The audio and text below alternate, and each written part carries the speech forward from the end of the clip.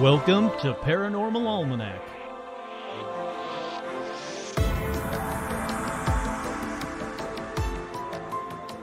With your host, Kurt Sandvig.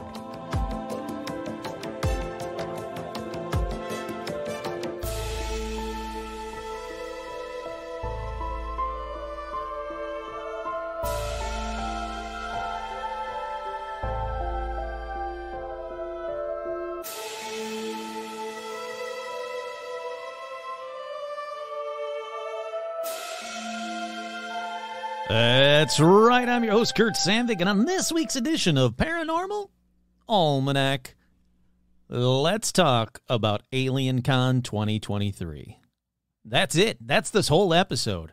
There's going to be some amazing interviews. Why am I telling this now? Hold on, we'll get to it. But first, as always, we have shout-outs. That's right, we have shout-outs going out to Alicia, Rebecca, Esteban, Ann, Stephen, Jane Ann, Jennifer, Heather G, Zuzus, What's It, Paula, Nico Share and the Mouse, Paul, Mark, Tortuga, Hannah Boo, Mike from Jersey, Jay Bizzle, Andy, Tracy. Feel better, Tracy. I hope you're doing all right. Virginia, Tony, Jason, Vicky, Crow, Clay, Buzz, Lobita Works, Glacier Maine, Isabel, Jen, Stacy, Amber, Tracy, Kelly, Joe, Menace the Beast, Sandy, Paige, Kosh, Bentman, 666. I like that one. Andrew, Scott A., Andrea, Melody, Vicky, Vanessa, Marisol, Liam, Roger, Alicia, Becca, Jake and the Beasties, Elizabeth Voidtech, Sherry, Art Muffin, Trudy, Tim, Kenneth, Ricardo, Ian, Alexandra, George, Seth, Zozo the Demon, Hayden, Cindy, Ashley, Carrie, Robin, Will, Lauren Mangano, Russell, April, Isabel, Audra, Dorian, Cindy, Bob, Stacy, Jerry, Lindsay, Jeff, Joe, Lawrence, the Lawrence Strawn, hey, howdy, hi, Veronica Autumn, J. Mark Manning, Carolyn Martin, Jaden and Ashley, Chuck, Todd, Jamie and Elijah Hendrickson, Laura Pitts, and Gamer Fan. With two special shout-outs, as always, to Joe Teague and to my boy Stitch. Alrighty, let's get right on into paranormal news. I'm just going to randomly pick a paranormal news theme song for today. Paranormal news. There was this one night we were out in the field, and suddenly there was this incredibly bright light descending from the sky. Next thing we knew, we were in this big white road, and standing in front of me was this slimy two-legged creature with these wide lizard-like eyes across its face. Across its face. Across its face. Across its face. Lizard-like eyes across its face.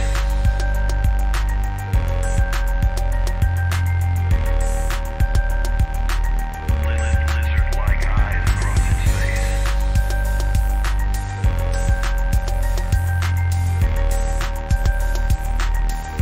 Lizard-like eyes. Paranormal news. That's right. The first story in paranormal news is... Oh, there we go. Steven Spielberg shares personal theory explaining all of those UFO sightings. I thought this was very cool. Thank you for a special shout out to Todd and Jamie and Elijah Hendrickson. I'll throw him in there, who said, hey, man, you've got to check this out, Steven Spielberg. And then obviously the next day it was everywhere. Every news source was talking about it. But Steven Spielberg shares personal theory explaining all of those UFO sightings. On the Stephen Colbert Show, Steven Spielberg talked about UFOs. He said, well, I wonder if I can just find the audio or the video. Let's see. What happens if I click on this? Welcome back, everybody. And now, the thrilling... Well, here we go. I'll just banter for a minute until it starts showing me Steven Spielberg's face. Let's talk about UFOs for a minute. What do you make of what's going on right now? Oh, it's exciting. There's something out there. So you're a believer? I don't know if I'm a believer in the sense that I'm kind of the person that would think I got to see something like that to believe it. I can make up stuff Sure. and make movies about things that I've never seen or experienced, and that's fine. But in terms of really believing something, I think I'd have to have my own close encounter. Mm-hmm. So I've never seen a UFO. I wish I did. Nothing that's unexplained. I've never seen anything that I couldn't explain. Mm-hmm. But I believe certain people who have seen things that they can't explain that is unexplainable. I think what has been coming out recently is fascinating, just absolutely fascinating. And I think the secrecy that is shrouding all of these sightings and the lack of transparency until Freedom of Information Act compels certain materials to be released publicly, I think that there is something going on that simply needs extraordinary due diligence. I mean, I would like to hear more about it. I don't know what they are. My imagination and my love for, I don't believe we're alone in the universe. I think it's mathematically impossible that we are the only, intelligent species in the cosmos. I think that's totally impossible. At the same time, it almost seems impossible that anybody would visit us from 400 million light years from here, except in the movies, unless it figures out some way of, basically jumping the shark, so to speak, and getting here through wormholes or so I'm not a astrophysicist. I really can't speak the language of the people that do it so well out at JPL. But I just know, as a person that makes movies and uses his imagination, and also as a person that is insatiably curious about UFOs or UAPs, that there's something going on that we're really not being made. That's I love the fact, I'm going to pause it right there. I love the fact that he's using the vernacular, so he knows what he's talking about. He's calling them UAPs instead of UFOs. I'll talk about UAPs a little bit later as well. He's talking about JPL. He's talking about a lot of stuff to the point where I'm like, man, is there even the slightest chance that one of the greatest directors of all time could possibly listen to this podcast? And if so, it would blow my mind. I got to meet him once forever ago in Santa Monica, and it's the most starstruck I have ever been, just because how much I respect his work.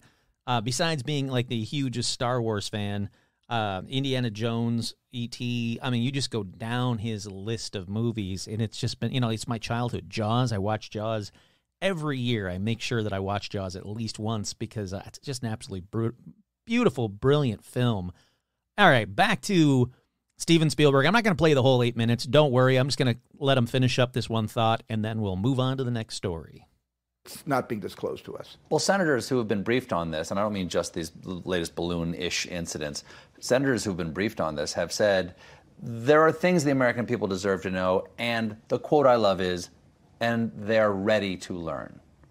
And that says to me that there's something sort of paradigm-shattering about this news that we're not being told. The most optimistic thing I feel about these things that we're seeing in the skies are the Army and Navy and Air Force are recording on their gun cameras, is that what if they're not from an advanced civilization 300 million light years from here, but what if it's us 500,000 years into the future that is coming back to document the second half of the 20th century and into the first 20th century because they're anthropologists and they know something that we don't quite know yet that has occurred, and they're trying to track the last 100 years of our history. Well, the hopeful part. All right, I'll leave it right there. Absolutely brilliant. I think Stephen Colbert and Steven Spielberg both just showed that they're UFO nerds. They're one of us, and I love every freaking second of it. I'm glad I can get the video to play instead of just me reading to you what Steven Spielberg said. That would have been boring for me. I would much rather play it and listen to the man himself. And boy, when I say the man, I mean the man himself. Alrighty, up next in paranormal news, Pentagon UFO chief says alien mothership in our solar system is possible. Now, this one comes from Military Times, and it's a bold statement. Pentagon UFO chief says alien mothership in our solar system possible. This one came out this morning at 7:41 this morning. There's a possibility that extraterrestrial motherships and smaller probes may be visiting planets in our solar system, according to the head of the Pentagon's Unidentified Aerial Phenomena Research Office. They noted it in a report that was drafted and shared on Tuesday, just 2 days ago. It says an artificial interstellar object could potentially be a parent craft that releases many small probes during its close passages to Earth, an operational construct not too dissimilar from NASA missions, according to Sean Kirkpatrick, the director of the Pentagon's All-Domain Anomaly Resolution Office. He wrote this in a research report co-authored by Abraham Loeb, who is a chairman of Harvard University's astronomy department. Mind-blowing. This is not the Weekly World News. This is not the Daily Mirror. This is not some rag tabloid. These are two men in the know, and they're blatantly saying, yeah, an interstellar object could potentially be a parent craft that releases many small probes during its close passages to Earth. So Kirkpatrick, who was appointed as director of AARO, AARO, when it was founded in July of 2022, previously served as the chief scientist at the Defense Intelligence Agency's Missile and Space Intelligence Center. The AARO was established to investigate unidentified objects of interest around military installations, according to a Pentagon press release. Loeb, he gained notoriety when he proposed our galaxy had been traversed by its first interstellar visitor in October of 2017. At that time, the Pan-STARR telescope in Hawaii detected an object which I call Oumuamua, which I know that's not how you pronounce it, but fuck you. I like saying Oumuamua, which is a Hawaiian term for scout. They both said that in their research paper is an example of a possible mothership with probe capabilities. With proper design, these tiny probes could reach the Earth or other solar system planets for exploration as the parent craft passes by within a fraction of the Earth-Sun separation, just like Oumuamua did. I know it's a moa. Relax, everybody. Astronomers would not be able to notice the spray of mini probes because they do not reflect enough sunlight for existing survey telescopes to notice them. So this research paper, titled Physical Constraints on Unidentified Aerial Phenomena, comes following a month of intense scrutiny of unidentified flying objects like the balloons and all that stuff. So when we get to the stuff you already know about, it's time to move on to the next one. But seriously, Military Times, not some Weekly World News, and two men in the know are saying stuff that is disclosure times 1,000, and it's barely making the news. It's insane to me. All right, this next one is actually a full news broadcast, which I don't want to play the full news broadcast, but I do want to kind of skip around a little bit. It was on the NBC Nightly News with Lester Holt. They talked about UFOs, but let's get to it. Else U.S. fighter jet shot down last month. Tonight, out of Harvard University, a draft paper about mysterious flying objects sounding almost like science fiction. I think it's very likely that we are not the most intelligent civilization Well, that's very likely. that ever existed. Renowned Harvard astronomer Avi Loeb teaming up with the new head of the Pentagon's UFO office, dubbed the All-Domain Anomaly Resolution Office. Together, they say that interstellar objects detected in space could be signs of extraterrestrial life, and that current sky mapping technology, like the James Webb Space Telescope, could miss such objects. It could have been a mother ship that released some probes in the habitable region around the sun. We have a visitor to our backyard. We should observe it at first. Professor Loeb now leading the... All right, that's about it for that one. I just wanted to have you hear directly from him. It goes on for 22 minutes. You can actually find the full episode online. It is really worth watching, but it's not worth taking up 22 minutes of this episode, especially in Paranormal News 4. It's mind-blowing. This is another step in disclosure, and in my opinion, a huge step in disclosure.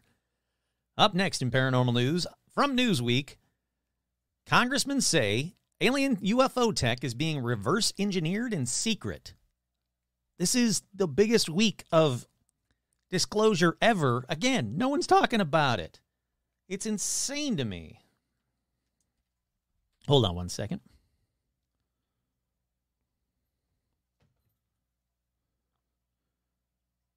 Sorry. Friend had a little bit of an emergency. He had to text me, so I had to respond. Alrighty, the article says recovered UFO technology may be reverse engineered right now, but we don't understand how it functions, according to a U.S. representative. That's right. Tennessee Congressman Tim Burchett told Newsweek that he believed we have recovered a craft at some point and possible beings. I think that a lot of that's being reverse engineered right now, but we just don't understand it.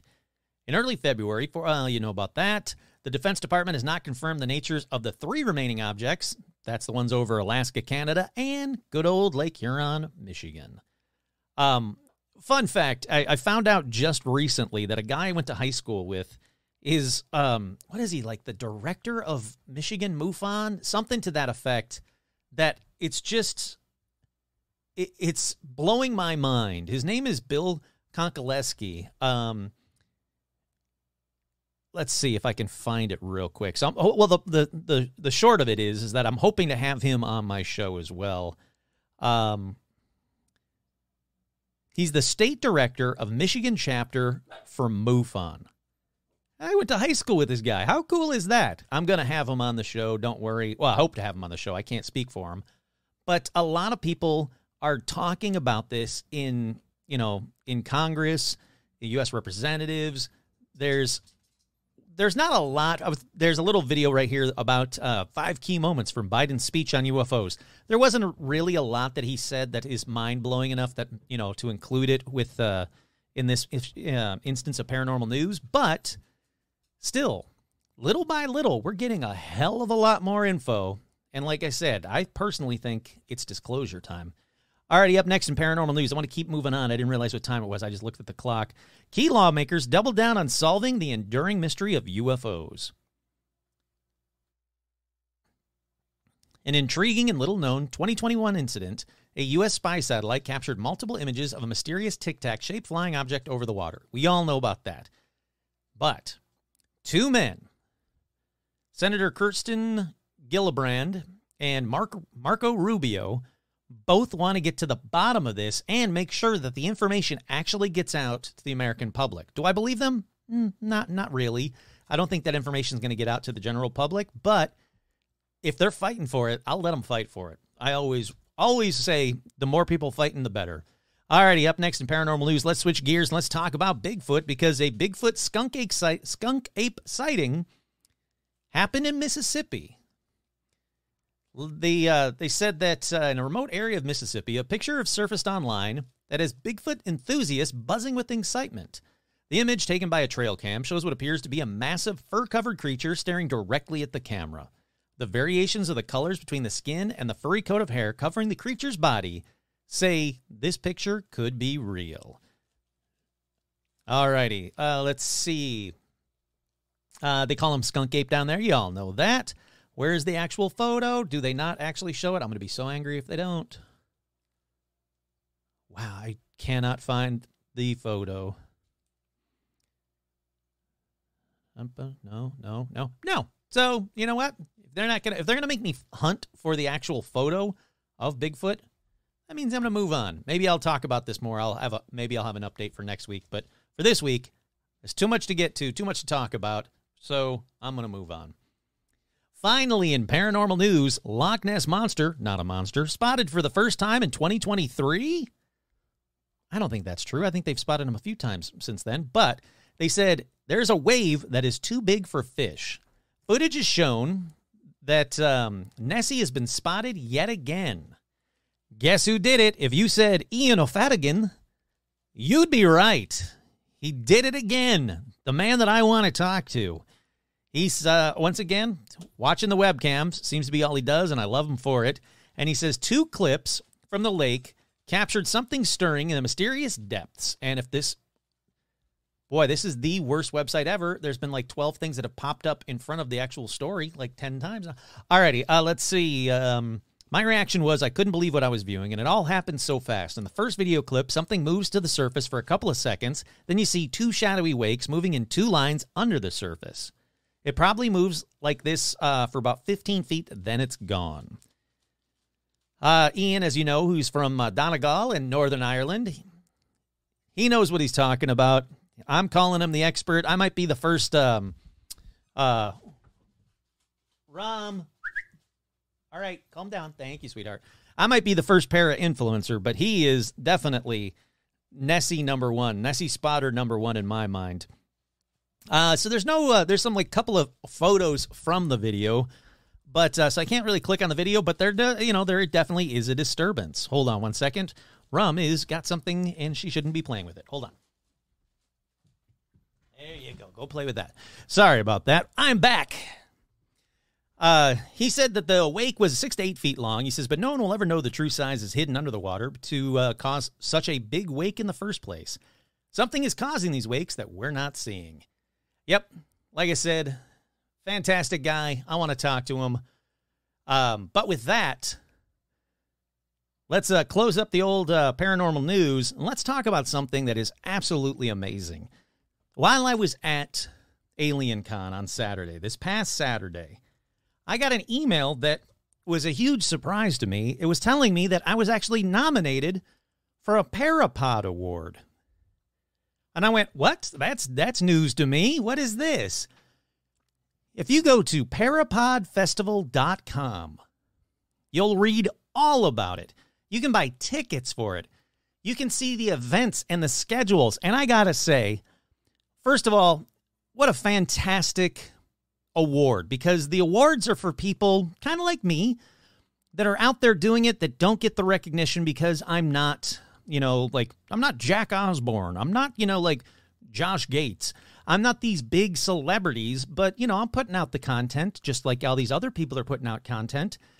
And that's what the Parapod Awards are about. And it's just a fantastic award, in my opinion. I mean, I've been nominated, so obviously I'm a little bit, not jaded, but influenced, in my opinion.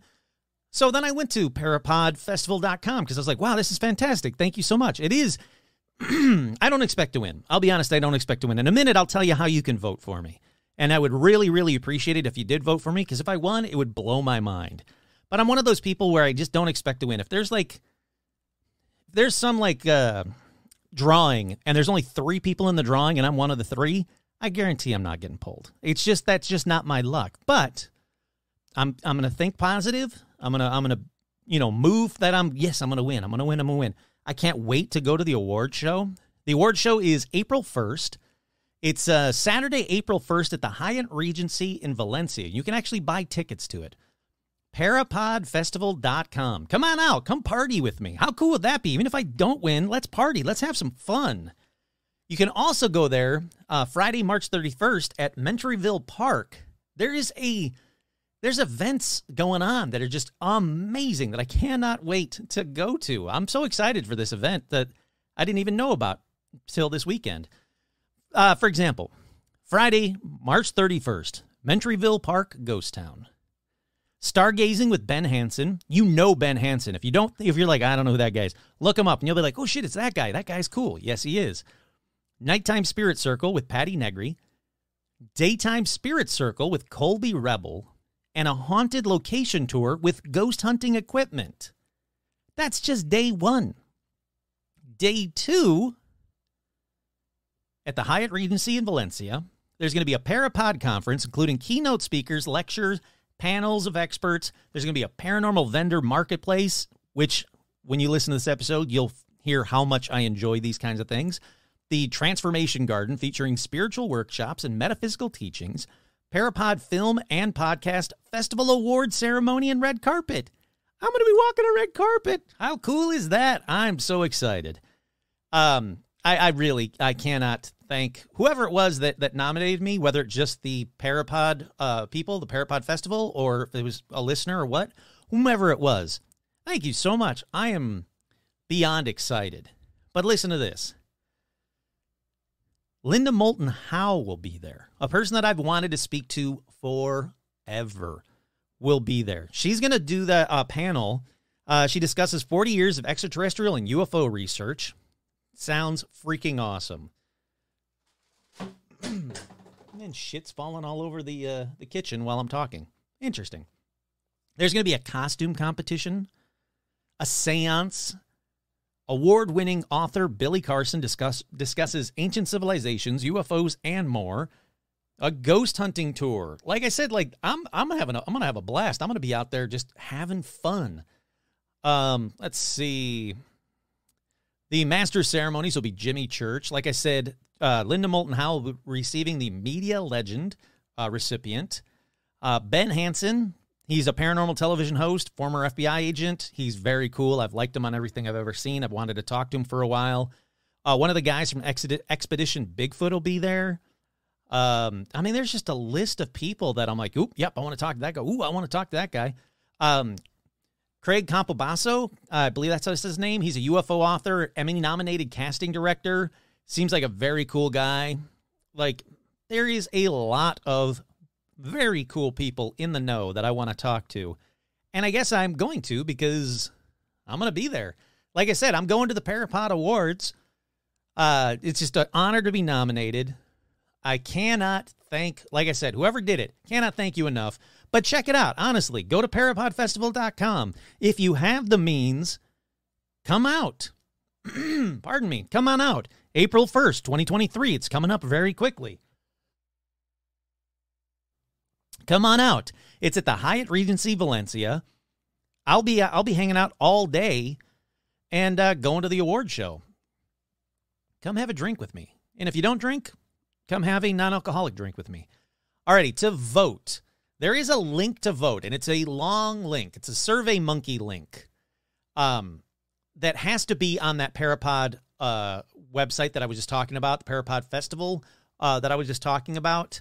But it's also on the Facebook fan page, the Facebook page. Just look it up. There's many ways to find it. I would really, really, really appreciate it if you're listening to this episode this week, if you could vote for Paranormal Almanac in the fields that I'm nominated. I would be forever in your debt because I think it's just a very cool thing. I'm excited to go. Like I said, it's an honor just to be nominated, but it'd be crazy cool to win. It'd be really, really crazy cool to win. This all from this guy, Tony Sweet. I want to talk to him as well. But so I'm sure you can find it. I'm trying to find it while I'm talking, and I can't because I'm doing too many things at once. Please try and find the link to vote. Like I say, it's a SurveyMonkey link. It's up on the Facebook fan page. It's on the Facebook page. I'll probably put it up on like Instagram as well. I don't have a Twitter anymore. Find the vote. Find the link. Vote. Tell your friends to vote. Force your family to vote. Force your mom to vote. Whatever it takes. I cannot thank the Parapod Festival people enough. And the award looks cool as hell. I really want one behind me. That'd be cool. That'd be awesome. Just have it up on the shelf behind me. Alrighty, with that, let's take a quick break. We'll be right back with actual Paranormal Almanac.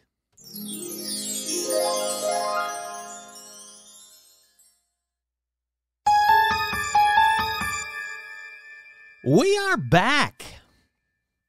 I'm very excited for this episode, for you guys to hear this episode. I was kind of doing some like live, not really live, but like I was doing updates throughout the days while I was at AlienCon on the fan page, on the regular page. But I know not everybody has social media. So this whole episode is going to be about AlienCon. And thankfully, first of all, let me thank Deb and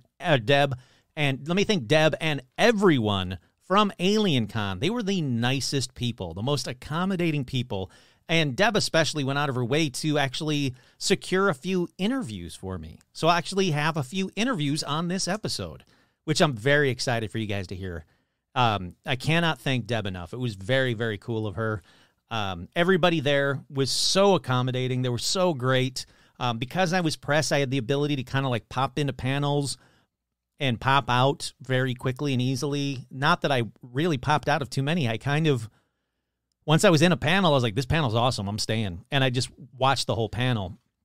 They have absolutely fantastic panels. One thing I really like about it, it's not just one panel that, you know, a billion people line up for and that only 200 people get in. No, they have panels, multiple panels per hour on multiple topics. So you kind of have to, you got to look at the schedule and be like, ooh, this one's at 12:20 and this one's at 12:20 and this one's at 12:20. Which one of these three do I want to see the most? And you kind of pick and choose throughout your day, but it really mixes up your day. It really makes for a better, more fun experience, more eclectic, I guess, experience about being able to go to this panel because I really want to see George Knapp and Jeremy Corbell. Or do I go to this panel that's talking about cryptozoology because I really want to know more about that? It gave me a warning that I have limited space available. Hopefully this doesn't end. If it does, I'll have to keep a closer eye on that. But that's the SD card, by the way. Sorry. I just noticed it. But I will say that every panel that I went into was really good. They had amazing guests. History Channel and Alien Con worked together, or maybe are owned by, I don't know, maybe they're owned together. But they really worked together to bring out the best guests. To give you an idea, the first panel that I went to was Jeremy Corbell and George Knapp. They have a new podcast. I'm not going to promote it. They're going to get enough promotions as is. But, find it if you want to listen to it. I think you should. I honestly do. I'm going to listen to it. And they talked about stuff that I thought was really interesting. First thing that I learned at this panel that I didn't know is the man that created the term UAP. His name is Jay Stratton. And I've kind of already talked about some of the panels, not the panels, the companies, the task force. That's the word I'm looking for. The task forces that he's created, that he works for. And come on up. There you go. Hi, sweetheart. Hi, Rum. And he's the one who actually coined that term UAP. In my opinion, I think there were more than one reason for him to do it, but that's just my opinion. But he is the man who created the term UAP. And so they talked about him quite a bit, and I was like, ooh, I really want to talk to that guy. I really want to talk to him. And in fact, the next panel I went to, he was actually on it, and I was like, oh, yeah, this guy's cool as hell. But Jeremy Corbell and George Knapp kind of gave an overview of all of the UFO stuff that has kind of been, bombarding us, especially lately. And it was really neat to see their point of views, because I always knew it, but to hear it directly from them was kind of cool. They know way more than they can tell us. They're getting information from, people that are in the know, that, with national security clearances, that they're not allowed to share. A lot of the information that they're not allowed to share, but that they have. So you figure for every, and this is just me saying this, for every one thing that we hear about in the news, they know about 10. Or for every one photo that we see, they're seeing the video that those photos came from. It's frustrating to me because I want to be just like, well, do right by the people and just release everything. Because that's what, I was going to say that's what I would do, but I'll never get on one of these task forces if I say that. That's not what I would do, but that's what I would do. No, I mean, obviously I understand that, there's national security and there's clearances, and you can get in some serious trouble for telling people things that they shouldn't be told, but there has to be a way to kind of put the U.S. government's foot to the fire to release this information. And in the panel, they showed two photos, like real quick photos. They talked about it on Monday night. It's already been on the news now since then. And it was a long cylindrical object over, I believe, Baghdad. Over the Middle East, I'll just say it that way. There's a long cylindrical object, UFO, flying over the Middle East, and it doesn't have like a contrail. It doesn't have propulsion that we can see through the FLIR image. And it was really interesting, and it was really cool, but I wanted, but they were like, and we've seen the video. I'm like, cool, let me see the video. Let us see the video. Like, I get that you can't release everything, but can you release some of the things? Can I see a little bit of it? And it was really frustrating. Like I said, it's very frustrating, and it must be even more so for them, to be an inch away from that information. Like, to get my hands on Jeremy Corbell's phone real quick and be like, press play and be like, holy shit, look at that. Or, oh my God, look at these emails. It's got to be just mind-numbingly frustrating for him as well, because I'm sure he wants that information out. I'm sure, he'll piecemeal it out as he can, or at least have it on the ready so that when a news story does break, he can be like, yep, I've got X, Y, and Z that are connected to that news story. So it's really interesting to see that at that level, what they have, that they're just waiting to be able to tell us. And that is another part of disclosure, that there are people in the know that have the information that can't release it for whatever one of these many reasons, that are just waiting for that time when they can release it. And that amazed me to think about, like, two people on stage right there, Jeremy Corbell and George Knapp. And then Jay Stratton from the next panel. So 3 people on stage. 3 out of how many? Thousands? Thousands of these kinds of people that have this information that could move that disclosure ball forward, even, or by leaps and bounds. I say by inches, but by leaps and bounds even, that don't have the ability or can't, for whatever legal reason or life-threatening reason, that can't release that information just yet. You'll hear me talk about this just a little bit in one of the interviews later on, if not 2, but definitely one of the interviews later on. And the gentleman that I talked to, I don't want to spoil it just yet. The gentleman that I talked to had a good reason why the government does this for the people. And he worked for the government, so I can kind of, I can say like, okay, that makes sense. But then again, he worked for the government, so of course he's going to say that. But I don't want to jump ahead too much. I want to stick with this first panel, this Jeremy Corbell and George Knapp panel. First thing I knew is, you guys think I swear a lot. Jeremy Corbell swears just as much as me, if not more. And he again, kind of like I do, I want to make it feel like we're having a conversation about a UFO. And that's what he felt like. He felt like it was genuinely, I was talking to a friend of mine about UFOs. And he's just very natural. He's very open. He's very animated. He's got a great sense of humor. Their panel was so flippin' entertaining. It was my first panel of the day. And I went, oh my God, that's going to be a hard one to beat. And that leads me to the second panel. Oh, and I should say, and George Knapp. My God, it's George Knapp. The man who, brought us Bob Lazar, who brought us so many of these UFO stories, and he's still going. One thing that amazed me about George Knapp was his recall. As he's talking, he's giving out specific dates, places, times, people, where they were, what they were doing, and it's all accurate, like just off the top of his head. And I'm like, my God, the info that is in this man's head, someone protect George Knapp, because that man has so much information that is still yet to be released to us. And beyond that, the history of UFOs was absolutely amazing. But from there, I went to the next panel, which was Skinwalker Ranch panel. That's right. The Hunt for Skinwalker Ranch panel. Everybody from the show was on there, except for the billionaire, Brandon, which that doesn't surprise me. But everybody else was there. Dr. Travis Taylor was there. Dragon was there. Thomas Winterton was there. Everybody that you like from the show was there. And then Jay Stratton was there as well. Once again, he's the guy that created the term UAP. He actually worked with Dr. Travis Taylor in one of these task forces.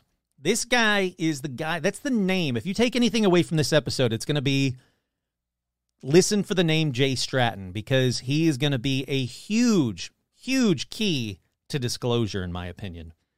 But, so the Skinwalker panel was really cool. They couldn't talk about the show. They couldn't spoil anything. And the History Channel guy was the moderator. He was very clear about, don't spoil this, don't spoil that.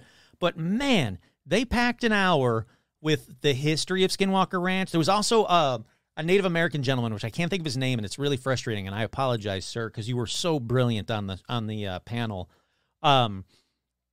He was talking about the Native people's history of the Skinwalker, and it was so incredible to hear. I wish I could have recorded it. I wasn't allowed. I wasn't allowed to take photos. Wasn't allowed to record. They were very strict. They would have kicked you out.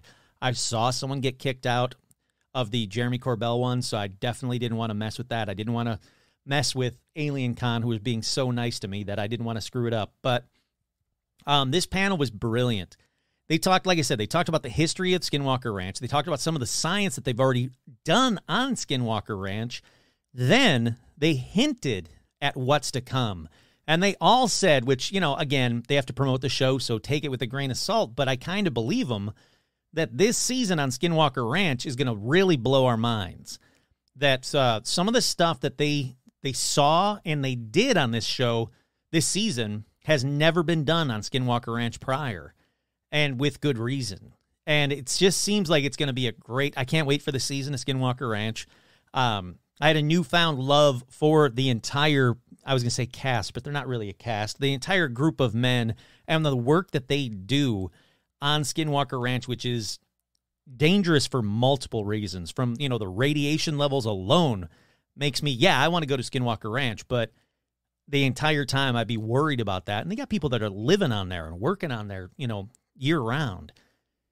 But they had Black Hawk helicopters fly by them, like buzz them while they're trying to do some experiments. So the government is now watching what they're doing on Skinwalker Ranch more and more. Again, you got to take it with a grain of salt because there's no real reality TV. All reality TV is very dramatized. But from what it seems, these guys are up on the up and up, and it's going to be a great season of Skinwalker Ranch. Speaking of Skinwalker Ranch, that leads me to my first interview. So I got to go back, and I got to talk to a gentleman from Skinwalker Ranch, and the first interview is with Thomas Winterton. Now, in case you don't know, I'll give you his little blurb that they gave me. Thomas Winterton is the superintendent of Skinwalker Ranch. He oversees the maintenance of the property, its facilities, and equipment, as well as overseeing ranching activities and assisting in investigations. A native of the Uintah Basin, I always say that wrong, Thomas is the founder and operator of multiple businesses. His unique background and experience gave him an in-depth insight into the UFO phenomena at Skinwalker Ranch and the surrounding areas, especially his own incredible experiences that have taken place there. So I got to talk to Thomas. This was the first day using, thanks to the patrons, this is the first day using my Zoom H6. It's like a handy recorder. It's a brilliant freaking recorder. It comes with multiple microphones. The area that they had us interview him in was a very echo chamber. It was a huge echo chamber, huge. Even though we're kind of cordoned off from where the people were, the rest of the panels or the rest of the convention was, it was a huge echo chamber. So it took me a couple of days to really clean up the audio as best I can. Hopefully, you guys will be. I think it's fine. I think you'll be able to hear him just fine. But I did mix it up the next day because the second day I also had 2 more interviews. So I swapped out the microphone, and it definitely worked better the second day than it did the first day. But again, I cannot thank Thomas enough for such a great conversation. It's only about a 10-minute interview, but a fantastic conversation, which is what I always want. I always want to have a conversation with somebody. I don't want to just talk at somebody. So I hope you guys enjoy this interview with Thomas Winterton from Skinwalker Ranch.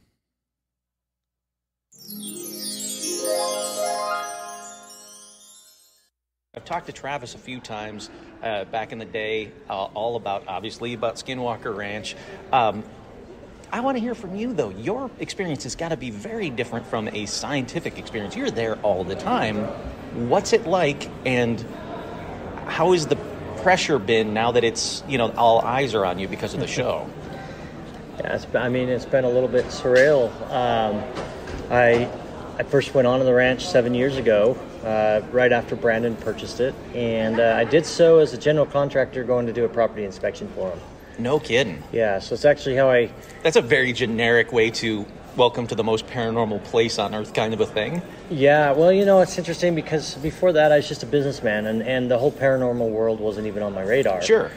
And Jim Morse had come rolling into town on behalf of Brandon, and had stayed at a hotel that I owned, and we got visiting. He found out as a general contractor, and so he said, well, you just bought this property, maybe you've heard of it. That's Skinwalker Ranch. And having grown up in the basin, and I was in high school when the Sherman, the whole Sherman escapade was going on. And so I'd heard all of the lore and the stories and that, but I really wasn't on my radar, and I kind of called BS. I went on with a very skeptical mindset. I like that. So you went in with skeptics. Oh, totally. Oh, I like that. Yeah, totally. Total skeptic. I remember rolling on the property the first time, and, it was fun to go on there because this place had been locked down. Yeah. And the local lore was the government was in there. It was like deep state, Pentagon's in doing experiments. It's more secret than Area 51. Yeah, exactly. Yeah. So it was kind of the novelty of being able to go on to this property that had been off limits to everybody else, right? And I remember rolling in there with Jim the first time and looking at the place and thinking, I don't see what the big deal is. I mean, it just looks like a rundown ranch to me, right? Just a piece of dirt. and went in and found the place in a really sad state of disrepair. There were a lot of things that needed immediate attention. And so I started assisting Brandon in getting those issues resolved. And from like a construction standpoint? Or? Yeah, I mean, we rolled in and there was an elderly couple that was the caretakers that were living in the house. Yeah.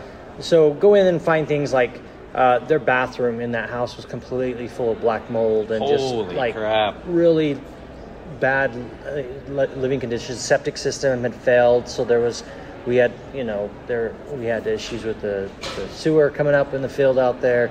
Some things that needed attention immediately. Sure.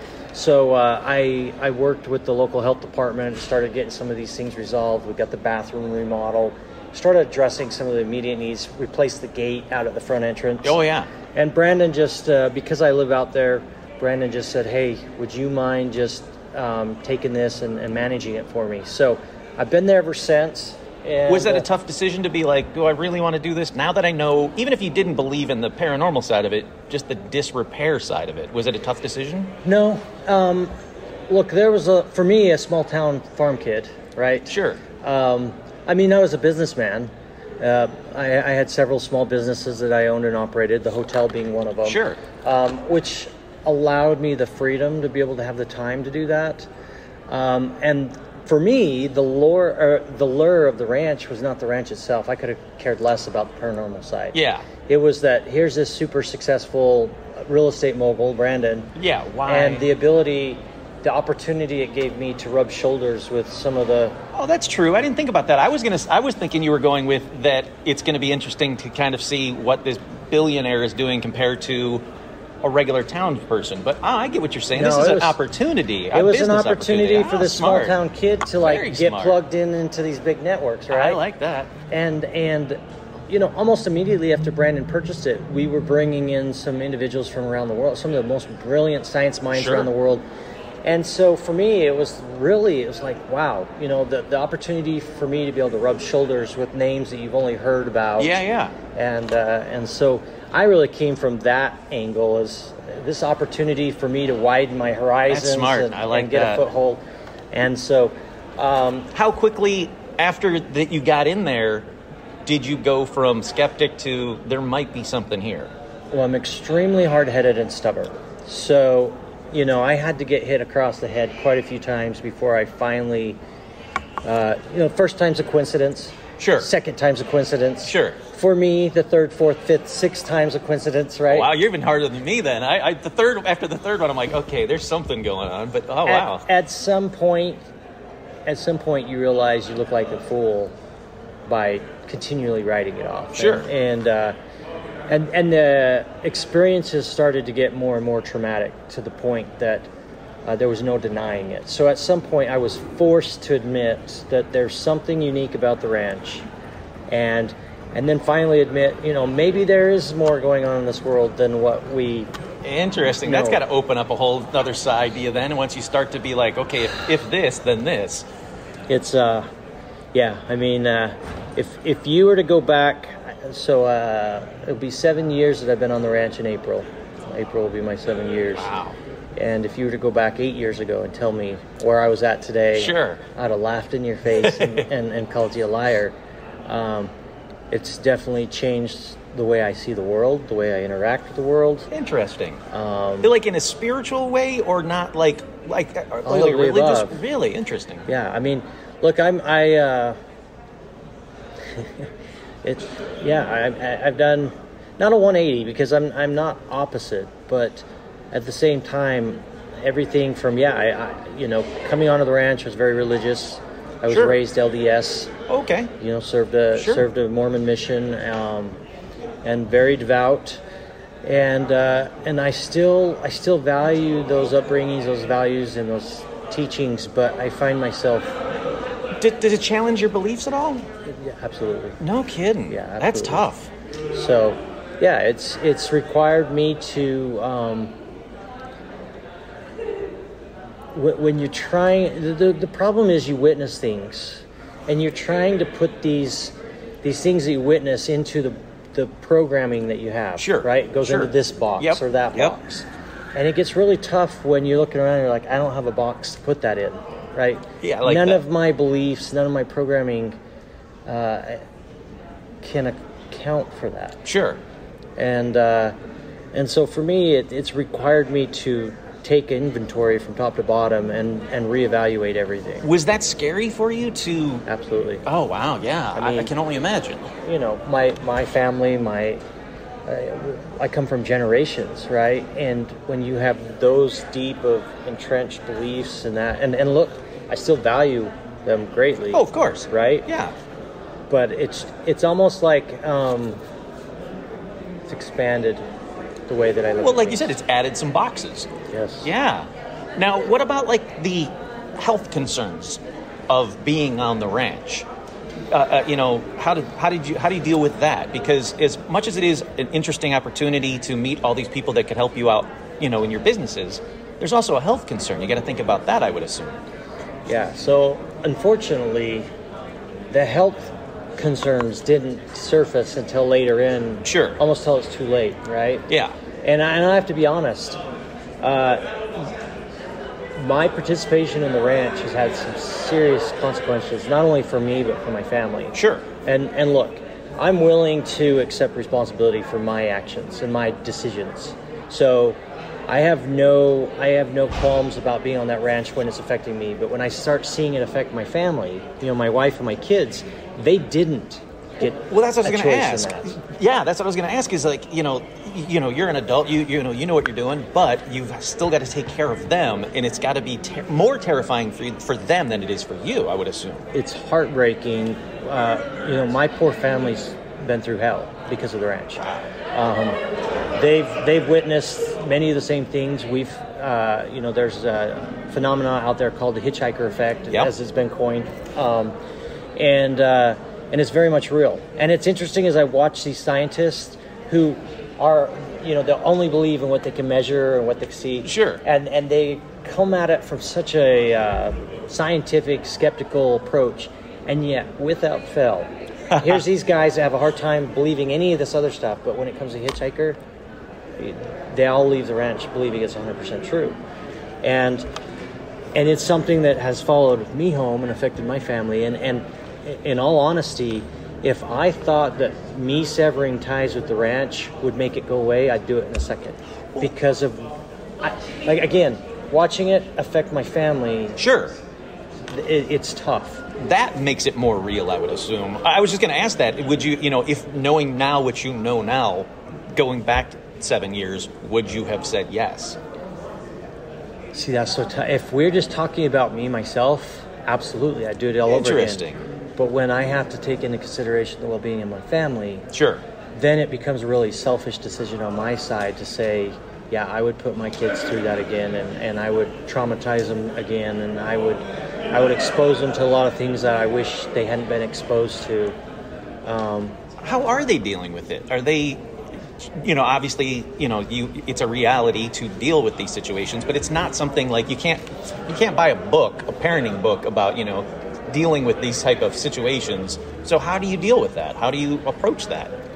You know, at this point, it's just having to, in some ways it's been good because it's like, kids, this is the world you live in, right? And as much as I'd love to sugarcoat it for you, as much as I'd love for you to believe that this is all, you know, dandelions and roses, there's a lot of things out there that we don't understand, and you know, so in some ways it's made them more sober and more, I guess there's no illusions as to, you know, this crazy place that we live. Sure. But I think the dagger was when my oldest son came to me 2 years ago, and he said, "Dad, when's enough going to be enough?"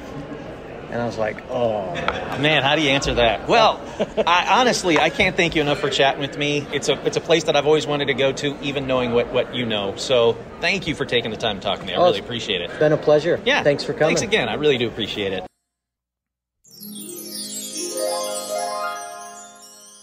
How cool was that? I mean, that was very nice of him to sit down and chat with me. Like I said, this was a last-minute thing that Deb and the people from Alien Con did for Paranormal Almanac. There weren't anyone else really besides like the big news, like, you know, like NBC News kind of people that I could see actually interviewing these people. So it really was quite the honor for them to let me get a chance to interview Thomas Winterton, and I had a great conversation. I think he was a very cool guy. I'd love to do an entire episode with him. I'm not even joking. I'd love to do a full episode with him. So if he's listening, Thomas, I'd love to talk to you again. Thank you so much. All right, let me get back into it. So from there, I did a walk of the marketplace. I wanted to see the stuff that was being sold at the Alien Con, and it's everything you would expect. It has anything you can think of. Crystals? Yep, you got it. Psychics? Sure, why not? Skinwalker Ranch stuff? Yep, you got it. George Knapp merch? Yep, you got it. Giorgio Tsoukalos, it was aliens, all of his stuff? Oh, you got it. Crystal skulls? Stone skulls? Tons of them, and really freaking cool ones. I almost bought one of those, but I didn't want to spend my money on stuff like that or an Alien Con shirt. Sure, that'd be cool. But what I wanted to do was I wanted to use some of the money from the patrons to get things to talk about on this episode. Like I said, not just a merch for me. I wanted to do stuff that would be an experience that is very unique to Alien Con that I could actually talk about on this episode. So, I started walking around, and like I said, they had, the 501st, all the Star Wars guys, they had that booth, that was cool. The Star Trek guys, that booth, that was cool. They had the robot builder or the droid builders, that was way cool. One day, that's a goal of mine. But I was like, what experience could I have that I can talk about on the show? So I started to walk around, and I had, kind of making like a mental checklist of, maybe that. Oh, that's a possibility. There's a psychic. Sure, but the psychic was busy, so I was like, all right, I'll hold off on that. And then I came across a booth that said, is there an alien in your chakra? And I was like, oh, okay, here we go. Winner. Let's go here. So let me get to the actual booth things. Hold on, let me scroll through my photos to get to this booth thing. Here we go. So they had multiple things. They had an aura chakra imaging. A 12-page report was $45. 22-page report was $60.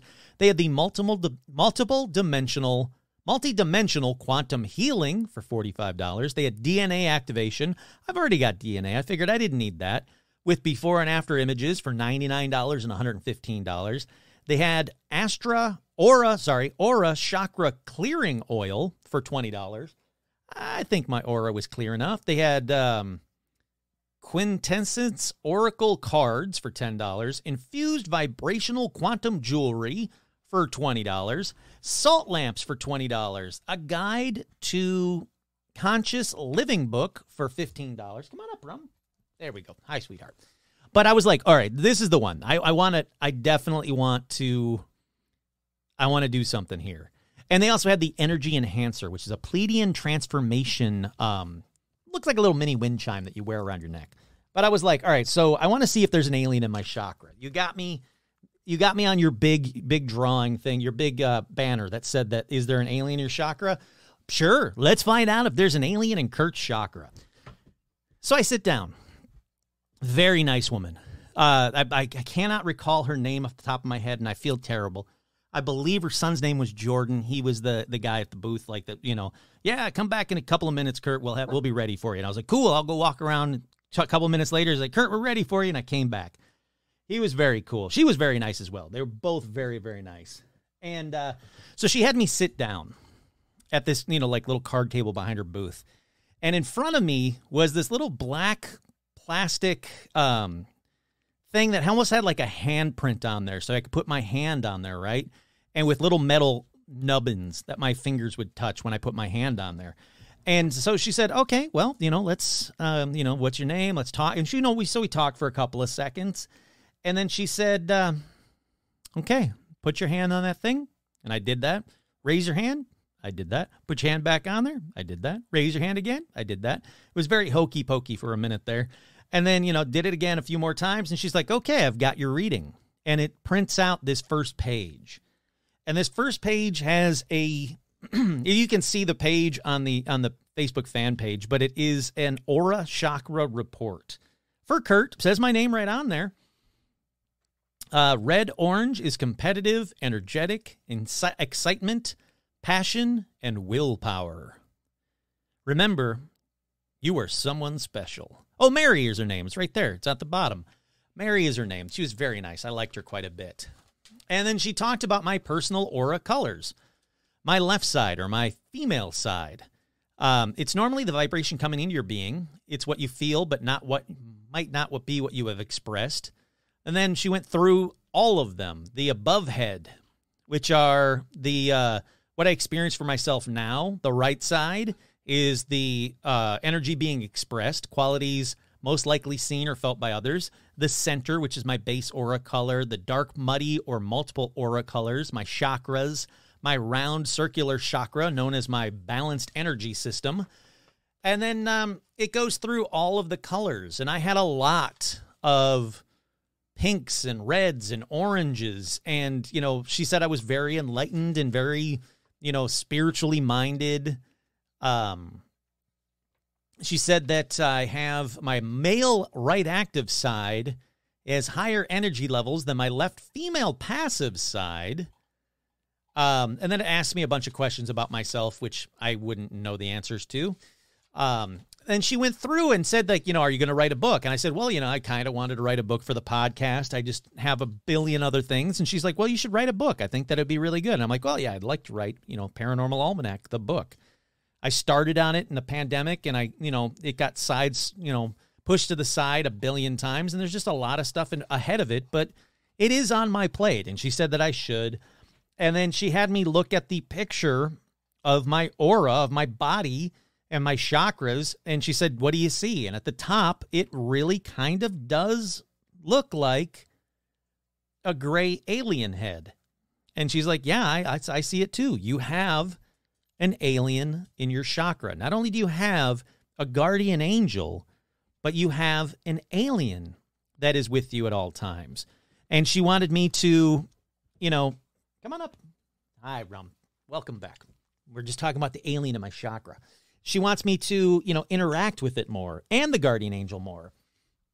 And I said, well, how do I do that? What do I call them? How do I summon them? Then she said, they're always kind of there. You can just make them aware that you want to talk to them when you want to talk to them.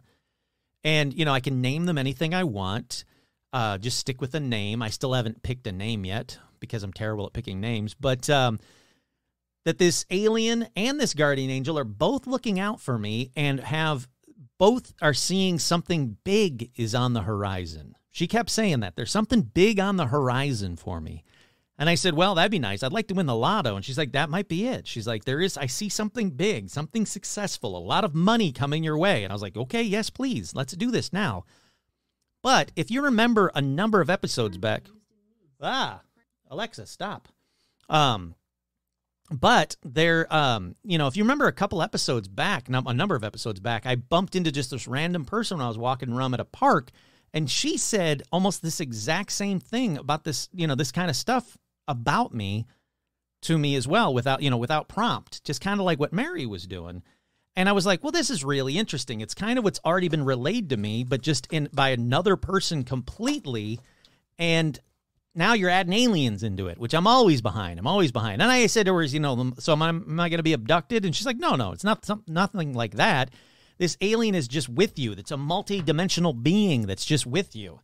And, I'll go down these rabbit holes with people. I'll when I'm at these kind of events, sure, you got it. I'll listen and I'll be open to anything that they say because it's an experience that I can talk about on this podcast. And that's what this was.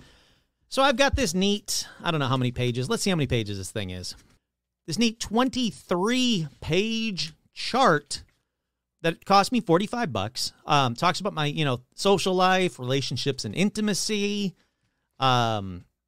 the mind, the energy, what each chakra means and why, and is it good and is it bad, which she said all mine were good and that I was very enlightened. So I was, very happy about that. But it was a neat experience. And again, by two very, very nice people at this booth. So I was like, all right, that's cool. That's a good $45 spent. Again, thank you, patrons, spent that I can talk about. And you, like I said, when you see this photo, it is very, very Georgia O'Keeffe looking of a photo of a chakra. So, I walked around the rest of the booth and rest of the booths, and I was talking to some people about, like alien abductions. And there was a gentleman that was just walking around showing anybody that would listen to him the photo of this UFO that he sees all the time. And I was like, sir, I'd love to see the photo. And it's a fully 8.5 by 11 sheet of paper.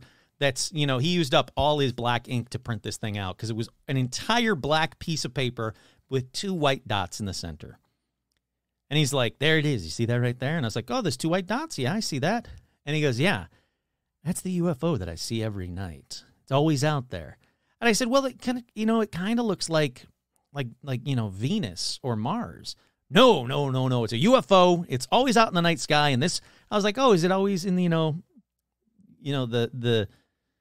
western skies? And he's like, yeah. And I was like, yeah, it's, but I was like, okay, well, I'm not going to, I don't want to rain on his parade. He's happy showing everybody. I was like, so that's very cool, sir. So I didn't put him on. I was going to record him and put it on there if there was a story to be told, but there wasn't. So I was like, thank you, sir. It was neat. A lot of interesting people there. A lot of interesting people, from the hardcore tinfoil hat wearing, the earth is flat kind of people, to the, I'll say, more people like me that are like the skeptical believers or believers, but that, want to keep it kind of grounded. And then there was a guy there that was 100% against aliens and had me sign this little declaration, or wanted me to sign this declaration of us versus them, and that I will not talk to the aliens and I will not go with the aliens. And because I was wearing my denim jacket with all the, UFO patches and stuff on there, he gave me a patch that is like, it's got a gray alien with a line through it, like the No Ghost logo, in that I shouldn't talk to any aliens. And there probably are aliens here at the convention, which of course there would be. Why wouldn't there be aliens at an alien con? Look, if I was visiting another planet and they had an Earth con or a Kurt con, I would go to that con, even though it's, about me. So he was telling me, be on the lookout and be very aware. And there's probably some Men in Black people here as well. And I'm like, sure, why not? I'd like to talk to all of these people. No, you don't. You don't talk to them. You stay away from them. And I was like, oh, okay, angry person. I figured, this is a good time for me to get something that'll help assist me for the rest of the alien con, i.e., I need a drink. So I go across the street to the Yard House from the Pasadena Convention Center, the Yard House, because I knew it'd be, quick. I walked in, got a seat at the bar, ordered a pizza and a Captain and Coke, and the 2 people sitting next to me, very nice people, they were talking about like, oh, you were actually at the con?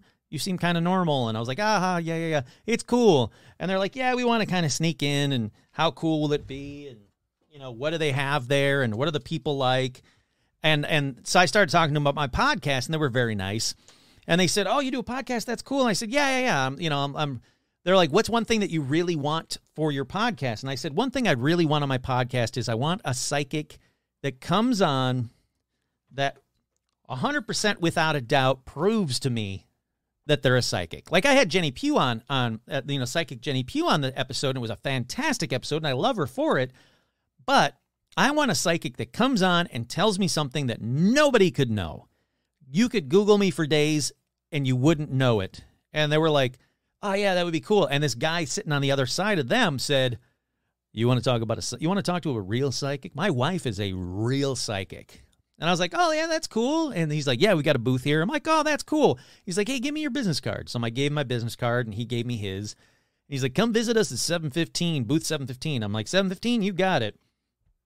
And he goes, when you get there, my wife's going to give you a reading that'll blow your mind. And then he left. And I was like, well, yeah, of course, you just got my business card. You know my name now. You can Google me, and you can spend the next 10 minutes, 15 minutes while I'm eating my pizza that just arrived to find everything out about me to blow my mind. But I was like, oh, this should be interesting. I'm definitely going back. I'm going to find this guy's freaking booth, and I got to do it. So I finish my drink. I'm now recharged and ready to walk back over and check everything out. Here it is. I found the photo of Resist the ET Intervention. Alliesofhumanity.org. He wanted me to sign the Declaration of Human Sovereignty, which I would not sign. But, yeah, that guy was hardcore against aliens. So I find them. And again, very nice people. His name was Mark. Her name was Anya or something like that. I already forgot her name. Anyhow, she was busy talking to this guy about the crystal that both her and he wore around their neck. And he tried to get me to buy one at Yard House. And he was like, normally they're $650, but today only, like a real QVC kind of hard sale. And I was like, oh, no, thank you. I only got a little bit of money, and I got to, see what else is out there. But so I get to the booth, and it is all about this crystal called Palanet. And it's not from this earth. Palanet is a crystallized palanet as seen on Cosmic Disclosure. It energizes all living things, people, plants, waters, and other crystals, and more. I don't know what the more is. He never told me what the more is. It's from off-planet. It was found near Amarillo, Texas. And it's expensive as shit. I can tell you that right now. Palanet, it's pricey. But it is part of a crashed UFO. And the crashed UFOs were actually made of Palanet. They were part of the consciousness of the UFO and the beings that were there. How they found out all about this, I asked him.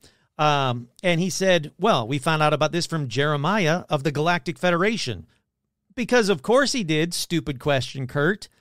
So he was talking to me about this, and he's like, he's like, you want to feel what it's like to have your energy level raised. And I said, yeah. It sounds like he wants to get me high, but sure, why not? So he said, all right, so before you touch the crystals, you want me to do a reading for you? And I said, sure, yeah, you can do a reading on me. That's fine. And I was like, kind of tensing up to be like, just don't touch me. And he didn't, but he did this kind of like I Dream of Jeannie blink at me. And then he grabbed the skin. If you hold your left hand up, the skin that's between your finger and your thumb, if you take your other hand and you pinch that skin right there between your finger and your thumb, and this is what he did. He pulled on it, on his hand, not mine. He went 100, 200. And every time you counted, he pulled that little skin between his finger and his thumb. 100, 200, 300, 400, 500, 600. 600, 1, 2, 3, 4, 5, 6, 7, 8, 9, 10, 11. He's like, Kurt, right now you're at 611. And I went, ooh, is that is that a good score? Is it a bad? Out of what? Is it out of 1,000,000 or is it out of 612? Like, give me some context here, Mark. And it turns out to be out of 1,000, but that number went out the window almost immediately. So for a minute, I was like, that ain't bad. That's like a B plus. I'm fine with that. And then he said, all right, now take 2 pieces of the Palanet. And he handed me 2 pieces of this stuff that looked to me like selenite. But he says it's not. And I said, did you ever have a geologist look at this? And he got really angry at that question. He's like, no, God, no. Geologists wouldn't know what to do with this stuff. This isn't from this earth, Kurt. Jeremiah of the Galactic Federation told. I'm like, yep, you got it. Sorry, bad question. I'll just let me hold 2 pieces. Because I was really hoping for like an e-reader or some, measure my thetans kind of bullshit. But nope. So he had me hold these 2 pieces of Palanet and close my eyes. He's like, all right, now stand there and close your eyes for a couple of minutes. And I was like, you're going to touch my dick. I just know it. So I closed my eyes and I stood there, like, please don't touch my penis kind of a thing. And he didn't. He was a very nice man. Didn't touch my penis. But I held it for a couple of minutes. And I will say, maybe because it's a very loud convention hall, I did notice that I was kind of rocking back and forth a little bit after 30 seconds of holding on to Palanet. Like, almost like I was on like the balls of my feet, like I was like on a stick or something like that, it was kind of rocking back and forth kind of a thing, like a wave motion. And I was like, oh, that's interesting. But, I do have my eyes closed. Also, I just had a Captain and Coke. I don't think I'm drunk, but maybe I'm drunk. Also, I'm really kind of afraid that this guy Mark's going to touch my penis. So that could be like a defense mechanism my body's just doing automatically. I don't know. Let's find out what happens. And he's like, Kurt, all right, you ready? And I was like, oh, shit, I'm back. All right, cool. Yep. So I put down the 2 pieces of Palanet. They seem very nice pieces of Palanet. I put them down, and he grabs the, he does the little I Dream of Jeannie blink again. He's got me, he's got my score ready, and he does that little hand thing again. And this time he's like 100, 200, 300, 400, 500, 600, 700, 800, 900. Boom, I'm already impressed. I'm at 900. The piece of paper in front of me says it goes to 1,000. He just told me 1,000. 900. And then he starts doing the little like 1, 2, 3, 4, 5, and he got up to 922.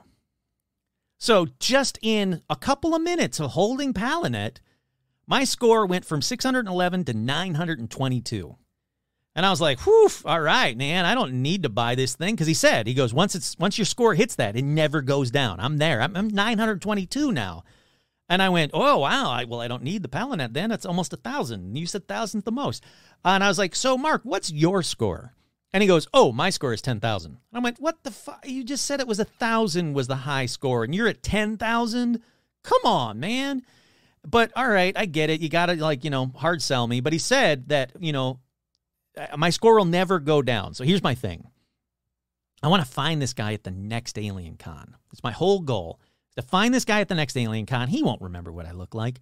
I'm going to walk up. I won't be wearing my patch jacket. I'll be like very nonchalant. I'm going to walk up and have him do that little, 100, 200, 300 thing and see if he says 922. And if he does, yeah, I'll buy a piece of Palanet because this guy's got either a phenomenal memory or... And I was listening because she was doing it to a gentleman while he was doing it to me, and he got a different score than me. That guy next to me, he only had 300. And I was like, this guy sucks. I got 622. Beginning score 622, dick. And then he only went up to like 700, and I went up to 922. So obviously I was better than him is what I'm saying. But so I want to see if I can see them again next year. And if he says 922, I'll be damn impressed, and then yeah, I'll buy a piece of Palanet, which I did, but I don't want to jump ahead. So...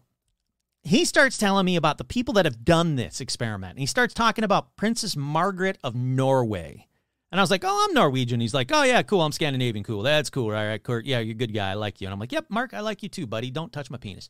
So he starts talking to me about the princess and how when she did it, she's holding the 2 pieces of Palanet, and she starts speaking angel speak.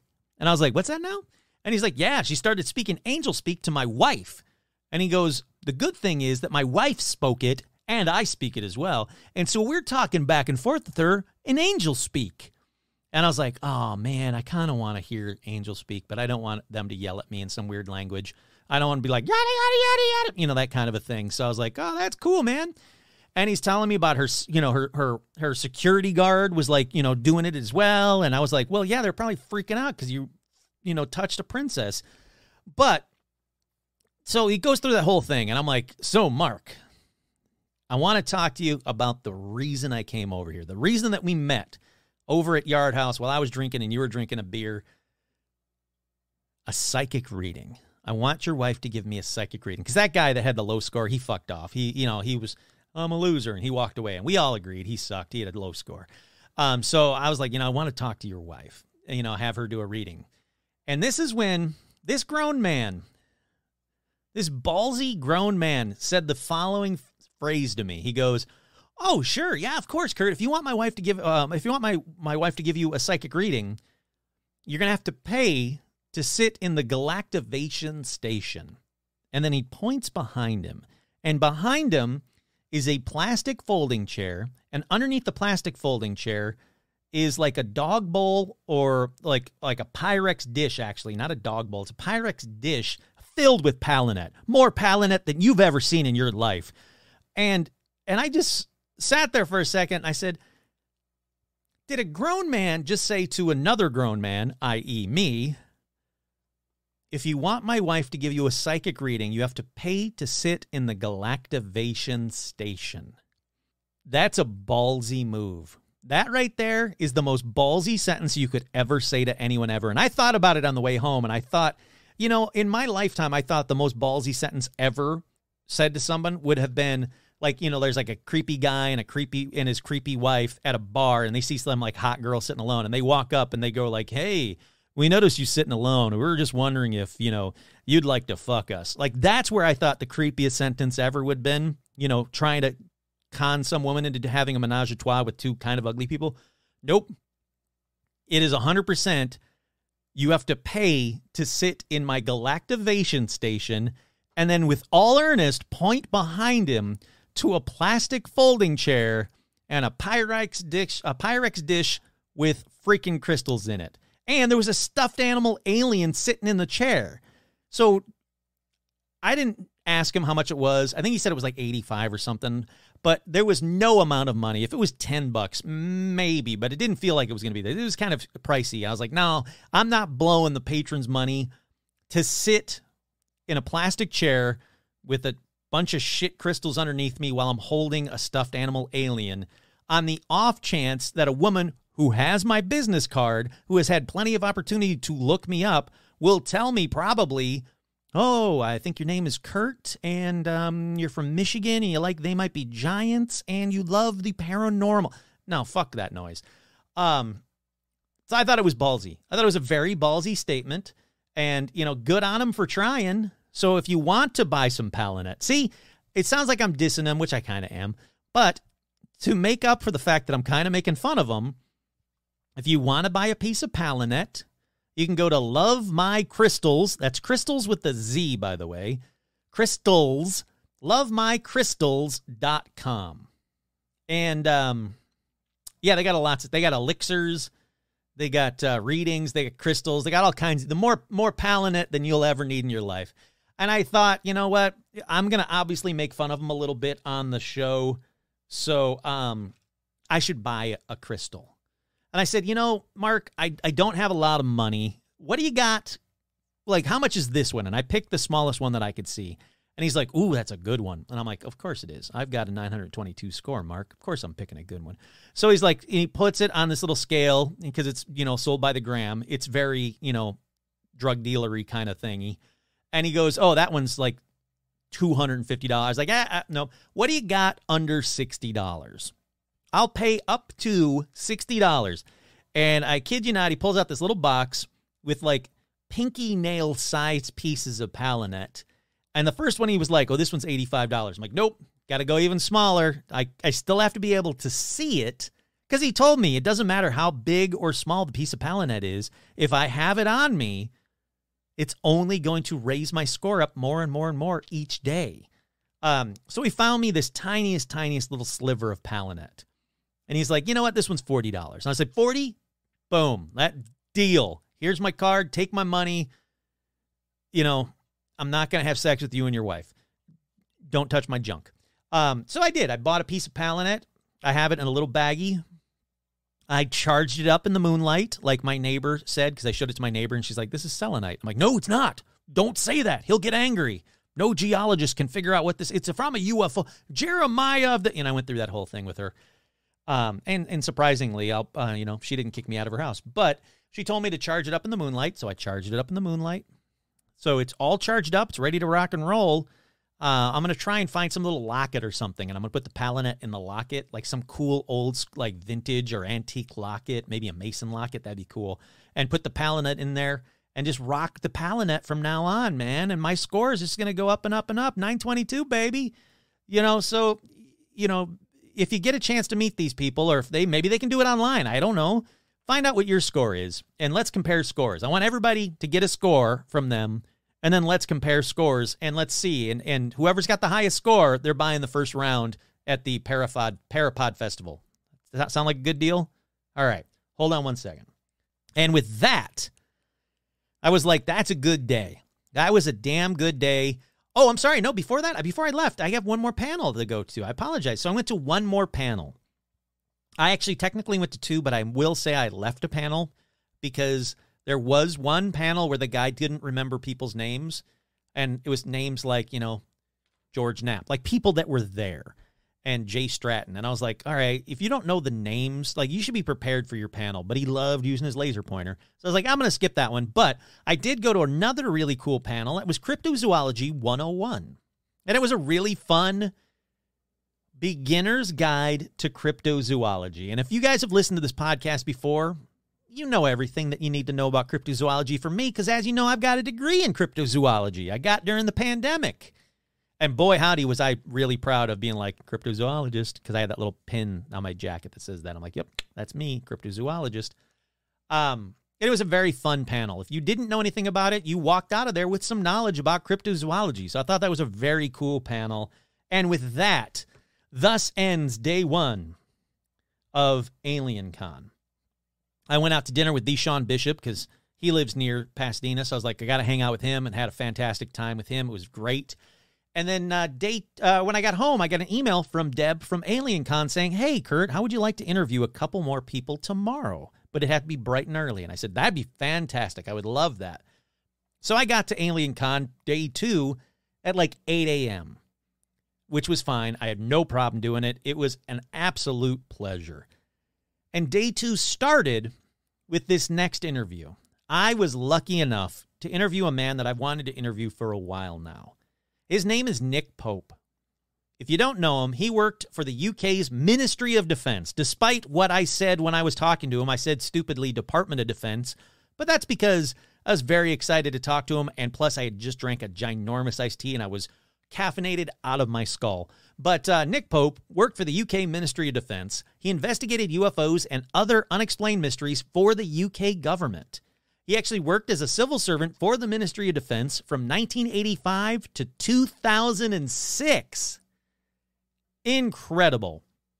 From 91 to 94, he worked in the Secretariat, most commonly known as the UFO desk. He was Fox Mulder. You'll hear me say it to him in a second in the interview. He's Fox Mulder, 100%. He's a brilliant man. He's a great speaker. If you have the opportunity to hear him speak at a panel, go and listen to him. He is brilliant. He has got more energy than I'll ever have in my life.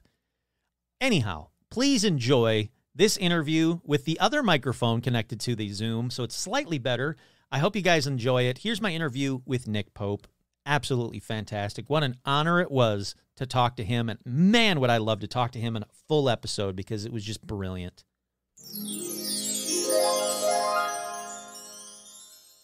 Hi, I'm Kurt from Paranormal Almanac. I'm a skeptical believer that thinks that science will be used to prove the paranormal, UFOs, UAPs, all of that stuff, which is why I was so excited to talk with you.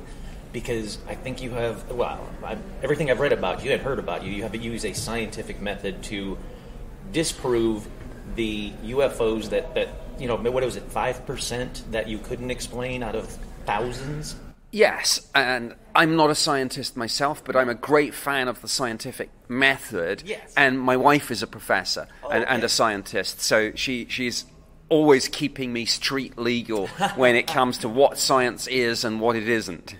How do you go to a convention like this where there are true believers where they think everything is a UFO, and how do you try to get them to understand that not everything is unexplainable? Well, I think I just talk to them and try to say, look, this is the way that those of us who've looked at this from within government handle this subject. These are the investigations, and here are the results. And the results are about 80% of sightings were explained with a high degree of confidence, 15% insufficient data, 5% unknown. But even with that, I say 5% does not mean they're alien spacecraft, though neither do we rule out that possibility. And one of my favorite sayings about all this is that the skeptics have to be right every day, the believers only need to be right once. That's true. I like that. And so, I take the approach that this is worth doing for several reasons. It's interesting and it's important. I mean, in terms of societal impact, this would be huge. Oh, God, yeah. And that's the thing. I think as a society, and we're kind of seeing it now, disclosure wouldn't be the end of the world that it would have been in the 40s or the 50s. And from what it looks like to myself and a lot of people is that we're slowly getting piecemeal of a disclosure. Do you think we'll ever actually get to disclosure? I don't know. I've heard a lot of people, including insiders like Chris Mellon and Lou Elizondo, talk about disclosure as a process and say one day you'll wake up and realize that it's done, it's happened. Yeah. As you say, piece by piece. I mean, who would have thought 5.5 years ago that we would be here now with NASA doing a study, with the DoD and the intelligence community doing a study and having a new office set up in the Pentagon looking at this, with Congress taking an interest, with multiple UAP provisions in the new defense bill. I mean, who would have thought?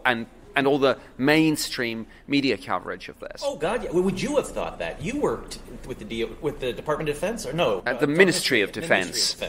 Ministry of Defense. Would you have thought that we would get to where we were today when you started your job there? No. When I was doing this for the British government in the 90s, even within the department, we were regarded as the little maverick section doing the, well, I suppose the real life X-Files, and of course, literally, you would get people whistling the theme tune of the X-Files when I was walking down the corridor, and things like that. So it was very much regarded as fringe, even in the ministry, but sure, with the media and the wider public too. Things did change around about 2008, although I had left the Ministry of Defence by then, on taking early retirement. They asked me to come back and help with the program to declassify and release most of the UFO files. And those were sent to the National Archives, and that, which was a rolling program, which actually took about 11 years, did go some way towards transitioning the subject into the mainstream in the UK. It really did. It seemed to really open up the doors, because, like you said, for the longest time it was a fringe, or some of the rag tabloids would talk about it, but the mainstream media really weren't talking about it. And your work definitely helped kind of solidify the mainstream media. What's it like to be, you mentioned the X-Files, what's it like to be the real-life Fox Mulder? I guess it's quite fun. At first I was a little, hey, wait, I do a serious government job. But as time went on, I actually met Chris Carter and David Duchovny, and I did some promotional work on the second X-Files movie and things like that. So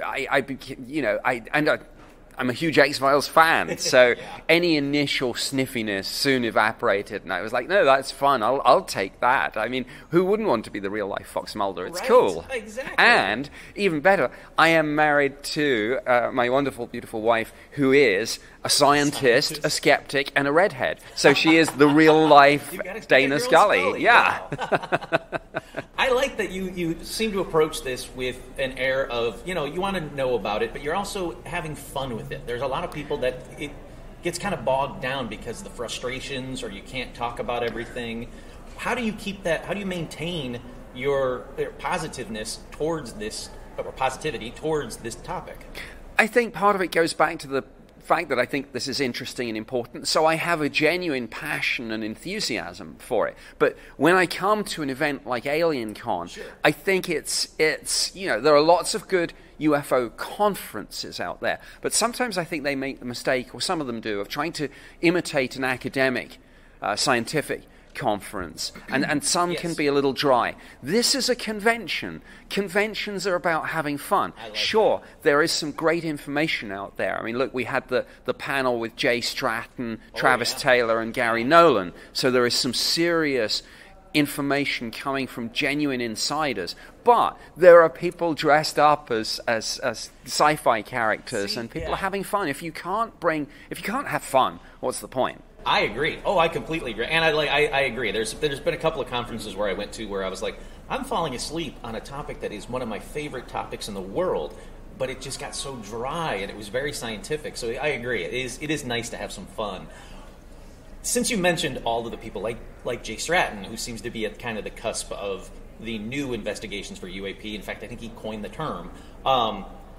Do you ever get any little insider I'm not going to have you break his confidence, but do you ever get any kind of insider tips? Is it fun to kind of be on the inside?